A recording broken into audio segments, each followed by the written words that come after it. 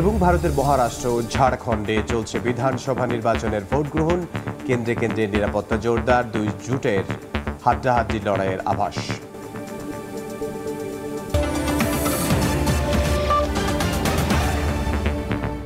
আন্তর্জাতিক সময়ের সঙ্গে আছি আমি ইমদাদুল হক। নবনির্বাচিত মার্কিন প্রেসিডেন্ট ডোনাল্ড ট্রাম্পের সিদ্ধান্তকে চ্যালেঞ্জ করে লস অ্যাঞ্জেলেসকে অভিবাসীদের সুরক্ষায় অভয়ারণ্য শহর ঘোষণা করা হয়েছে। মঙ্গলবার এই সংক্রান্ত অধ্যাদেশ পাস করেছে সিটি কাউন্সিল নেতারা। শহরের মেয়র এই সিদ্ধান্তকে সাধুবাদ জানিয়ে অভিবাসীদের সঙ্গে একাত্মতা প্রকাশ করেছেন।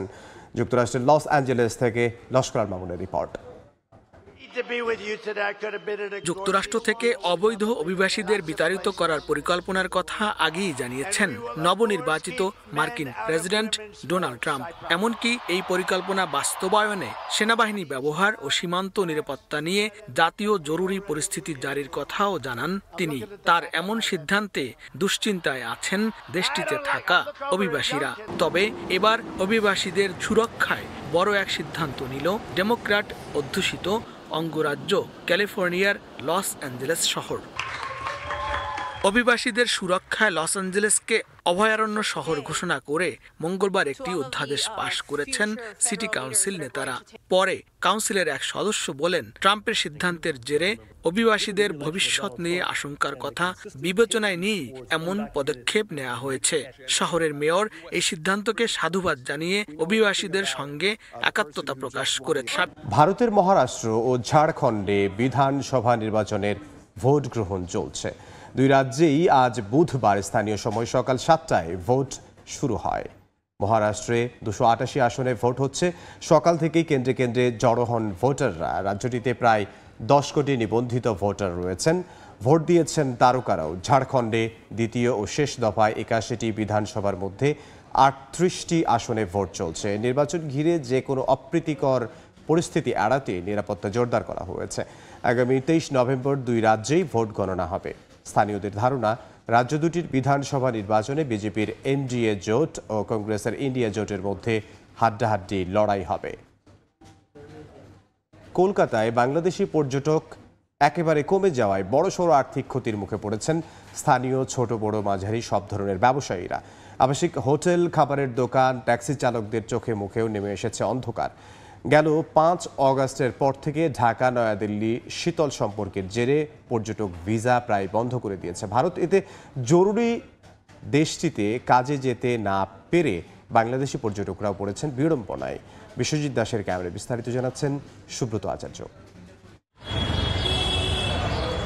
অক্টোবর থেকে মধ্য জানুয়ারি প্রায় 4 মাস কলকাতার নিউ মার্কেট এলাকার ব্যবসায়ীরা বছরের সেরা সময় পার করেন। অন্য রাজ্যের পাশাপাশি বাংলাদেশ থেকেও আসেন পর্যটকরা। তবে বহু বছরের চিরাচরিত এই চিত্র পাল্টে গেছে ঢাকা দিল্লির শীতল সম্পর্কের জেরে।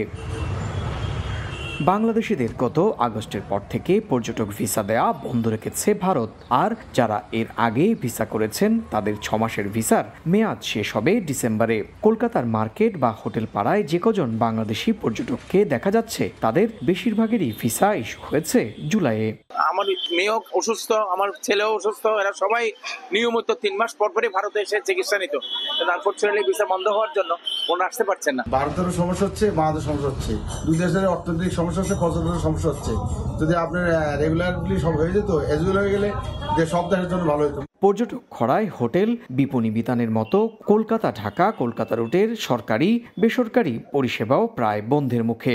প্যাসেঞ্জাররা যাচ্ছে, উনি তো রিটার্ন আসছেন না, ওনার তো সমস্যা হচ্ছে। অন্য ব্যবসা করতে হবে, এই ব্যবসা তো আর চলবে না। অ্যাকচুয়ালি সম্পূর্ণ এটা হচ্ছে বিডি এলাকা, বাংলাদেশিদের উপরেই ডিপেন্ড করে। কলকাতাটার কিছু অংশ শিলিগুড়ি, দার্জিলিং সব বাংলাদেশিরাই বেশি আছে।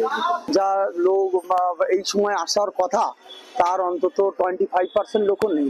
বর্তমান অবস্থা অব্যাহত থাকলে আগামী জানুয়ারিতে কলকাতা বাংলাদেশি পর্যটক শূন্য হয়ে পড়বে বলে ধারণা স্থানীয় ব্যবসায়ীদের। স্থানীয় ব্যবসায়ীরা বলছেন, এই অবস্থা চলতে থাকলে তাদের অনেকেরই ব্যবসা প্রতিষ্ঠান বন্ধ করে দিতে হবে।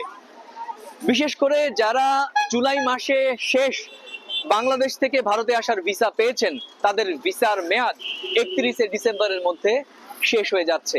তাহলে জানুয়ারিতে কি হবে, সেই প্রশ্নই এখন দেখা দিয়েছে কলকাতায় হাজার হাজার কোটি টাকা বিনিয়োগ করা ব্যবসায়ীদের চোখে মুখে। কলকাতার মার্কুই স্ট্রিট থেকে সুব্রত আচার্য, সময় সংবাদ। বরাবরের মতোই এবারও প্রতিশ্রুতির ফুল ঝুড়ি দিয়ে শেষ হলো G20 সম্মেলন। বৈশ্বিক তাপমাত্রা নিয়ন্ত্রণে জোর দিয়েছেন জাতিসংঘের মহাসচিব অ্যান্তোনিও গুতেরেস। নিজ মেয়াদকালের শেষ আন্তর্জাতিক সম্মেলনে ক্ষতিকারক জীবাশ্ময় জ্বালানির প্রভাব রোধে বিপুল পরিমাণ অর্থ সহায়তার ঘোষণা দেন বাইডেন। এদিকে ক্ষুধা মোকাবিলা, মানবিক সহায়তায় গুরুত্ব আরোপ করেছেন অংশগ্রহণকারী 20 দেশের রাষ্ট্রপ্রধানরা। অর্থনীতি উন্নয়নেও সহযোগিতার আশ্বাস দিয়েছেন তারা। মঙ্গলবার ব্রাজিলের রিও ডি জেনিরোতে শেষ হয় চলতি বছরের G20 সম্মেলন।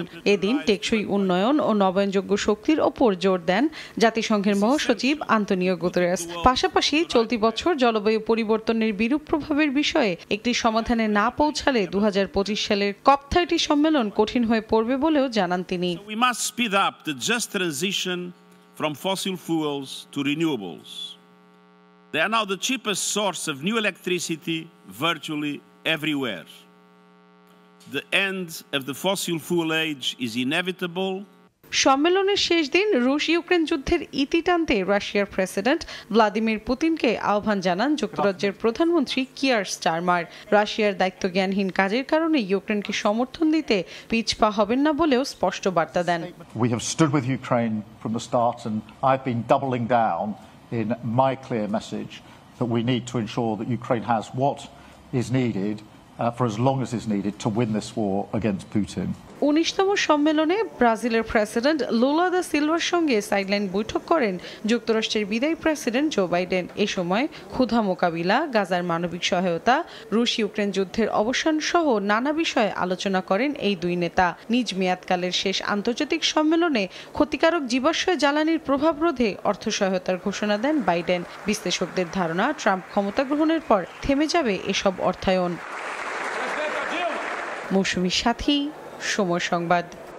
পরবর্তী প্রজন্মের রকেটের সফল পরীক্ষামূলক উৎক্ষেপণ করেছে ইলন মাস্কের স্পেসএক্স।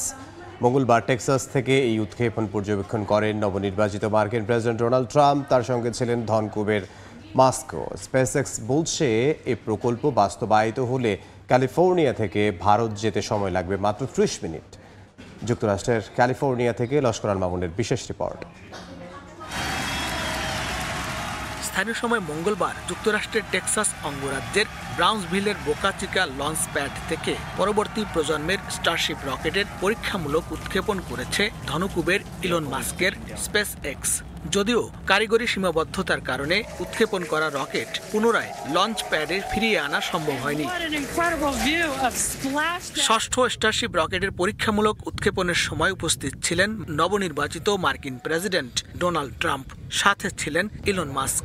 একসঙ্গে উৎক্ষেপণ দেখেন দুজন। প্রায় এক দশক আগেই স্পেসএক্স এর স্টারশিপ রকেট তৈরির প্রস্তাব দেন ইলন মাস্ক। সদ্য সমাপ্ত মার্কিন নির্বাচনে ট্রাম্প দ্বিতীয়বার যুক্তরাষ্ট্রের প্রেসিডেন্ট নির্বাচিত হওয়ায় তার এই স্বপ্ন এখন বাস্তবায়িত হবে বলে আশা করছেন মার্কিন এই ধনকুবের। ইলন মাস্কের এই প্রকল্প বাস্তবায়িত হলে লস অ্যাঞ্জেলেস থেকে টরন্টো যেতে 24 মিনিট, লন্ডন থেকে নিউ ইয়র্ক যেতে 29 মিনিট, সান ফ্রান্সিসকো থেকে নয়াদিল্লি যেতে 30 মিনিট এবং নিউ ইয়র্ক থেকে সাংহাই যেতে সময় লাগবে মাত্র 39 মিনিট। তবে এজন্য ভ্রমণকারীদের খরচ করতে হবে মোটা অঙ্কের অর্থ। বলা হচ্ছে স্টারশিপ প্রতিবার 1000-এরও বেশি যাত্রী বহন করতে পারবে, আর সেটি আকাশপুরে অন্ধকার মহাকাশে নয়, কক্ষপথ দিয়ে পৃথিবীর সমান্তরাল উড়ে যাবে।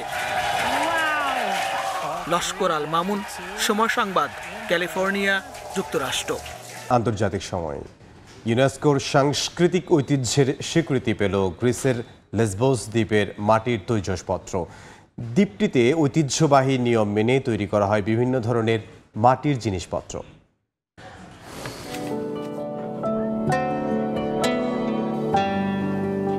মাটিকে নির্দিষ্ট আকার দিচ্ছেন কুমার, পরে সেগুলো শুকাতে দেওয়া হয় রোদে। রং করলেই প্রস্তুত হয়ে যাবে বিক্রির জন্য। গ্রিসের লেসবোস দ্বীপে ঐতিহ্যবাহী নিয়ম ব্যবহার করে মাটির তৈজসপত্র বানানো হয়। নিকোস কুডভিস নামক ব্যক্তির এই বিশেষ পদ্ধতিকে ইউনেস্কোর পক্ষ থেকে দেওয়া হয়েছে বিশেষ সম্মান, অন্তর্ভুক্ত করা হয়েছে সাংস্কৃতিক ঐতিহ্যের তালিকায়। ইউনেস্কোর এই স্বীকৃতিকে সাধুবাদ জানিয়েছেন কুডভিস।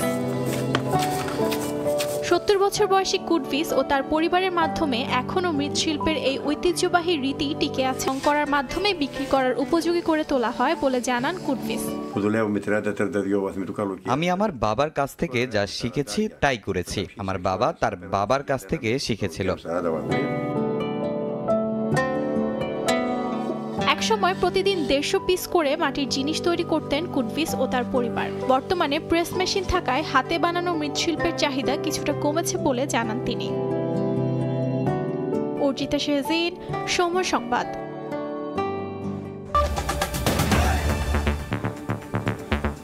এই ছিল আন্তর্জাতিক সময়। সঙ্গে থাকুন সময়ের।